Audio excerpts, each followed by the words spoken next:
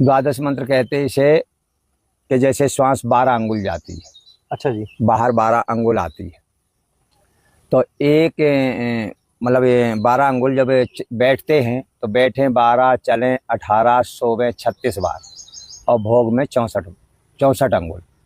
मतलब बैठे से 12 अंगुल जाती है, चलने पे 18 अंगुल जाती है, और सोते समय 36 अंगुल जाती है बाहर सांस, और भोग में 64 अंगुल जाती है। तो इसी तरीके से जितनी रफ्तार से ये जाती है उतनी ये शक्तियाँ कम होती प्राणी की, कम होती हैं, और उसका जीवन भी कम होता जाता है। ठीक है, अधिक जा रही।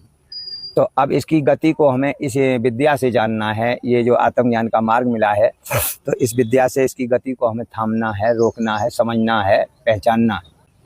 तो जैसे 6 माह 1 वर्ष आपने अभ्यास किया गुरु बताए वचन पर जी, और श्वास पर ध्यान नियंत्रण करते करते, तो श्वास की गति में जब 1 अंगुल स्पीड कम हो गई तो कुछ शक्तियाँ अर्जित हो गई, आपसे आप पावर बन गई जी, और जब 2 अंगुल कम होगी तो मान लो इसी तरीक़ा से जो बताई गई उड़ने की क्षमता, अंतर ध्यान होने की क्षमता, ये सारी क्षमता इसी विद्या से आती है।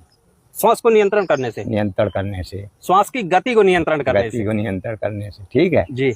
तो वो प्राणी जो है फिर उसकी शक्तियाँ अर्जित होती जाती हैं।